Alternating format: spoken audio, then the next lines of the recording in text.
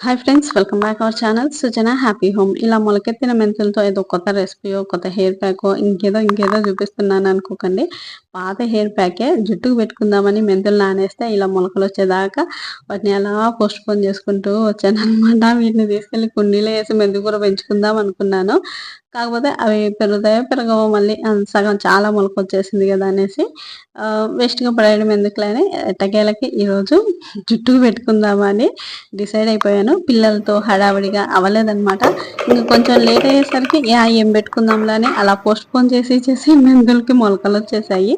ఇది మార్నింగే పెట్టేసుకుంటే మనం పని అయిపోయేలోపు హెయిర్ మంచిగా కడిగేసుకోవచ్చు కదా అన్న ఉద్దేశంతో ఎర్లీ మార్నింగ్ ఒక పక్క టీ పెట్టుకున్నాను. టీ పెట్టుకున్న తర్వాత నానిన మెంతులు కాదు, మొలకెత్తిన మెంతులను అందులో వేసేసి కొద్దిగా కరివేపాకు వేస్తున్నా. ఎందుకంటే కరివేపాకు మన జుట్టుకి మంచిగా కొంచెం బ్లాక్గా ఉండడానికి, ఒత్తుగా పెరగడానికి హెల్ప్ చేస్తుంది కాబట్టి కొద్దిగా కరివేపాకు కూడా యాడ్ చేసేసుకున్నా. ఈ లోపల నాకు టీ రెడీ అయిపోయాయి.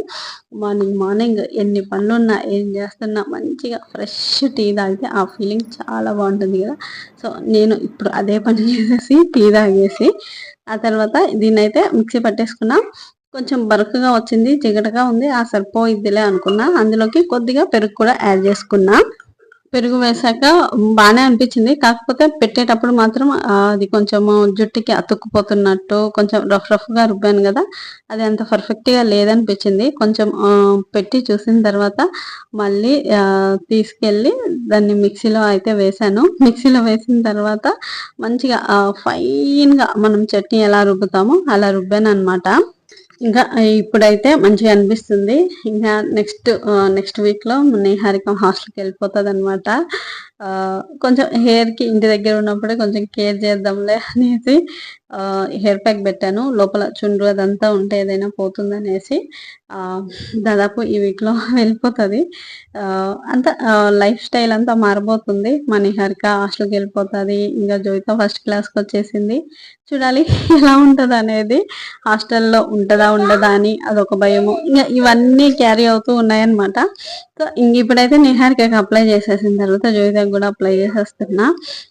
ఎందుకంటే ఒకరికి పెడితే ఇంకొకరు అస్సలు ఊరుకోరు అనమాట. అది కాక కొంచెం చుండ్రు అదంతా ఏదైనా ఉంటే పోతుంది అనేసి ఇంకా మళ్ళీ స్కూల్ స్టార్ట్ అయిపోతున్నాయి. మళ్ళీ ఇంకంతా హడావుడి లైఫ్ స్టార్ట్ అయిపోతుంది కాబట్టి మొత్తానికి అలా మెంతుల్ని మొలకెత్తించి ఇలా హెయిర్ ప్యాక్ అయితే వేసేసాను.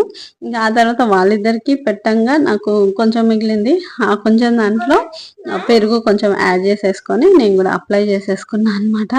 ఎందుకంటే ఆ పెరుగు కూడా 3-4 డేస్ ఈ మధ్య వర్షాలు వచ్చి కొంచెం చల్లగా వాతావరణం ఉండేసరికి ఆ పెరుగు కూడా తినకుండా ఇంకా అట్లా స్టాక్ ఉండిపోయింది. దాన్ని వేస్ట్ చేయడం ఇష్టం లేక ఇలా జుట్టుకైతే అప్లై చేసేసుకున్నా. ఇంకా ఆ తర్వాత ఒక గంట అలా ఉంచేసుకొని తర్వాత మామూలు తలస్నానం చేసేసాము. జుట్టు మాత్రం చాలా సాఫ్ట్గా అనిపించింది. ఎప్పుడు ఏదో ఒకటి మన హెయిర్కి పెడతా ఉంటే మన జుట్టు అనేది సిల్కీ సాఫ్ట్గా, మనం ఎటువంటి కండిషనర్స్ యూజ్ చేయకపోయినా కానీ మన జుట్టు మంచిగా సాఫ్ట్గా ఉంటుంది.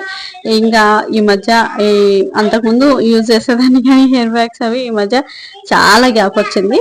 ఇంకా మన వీడియోస్ కూడా కంటిన్యూస్గా మన ఛానల్ నుంచి వస్తూ ఉంటాయి. రెగ్యులర్గా చూస్తూ ఉండండి.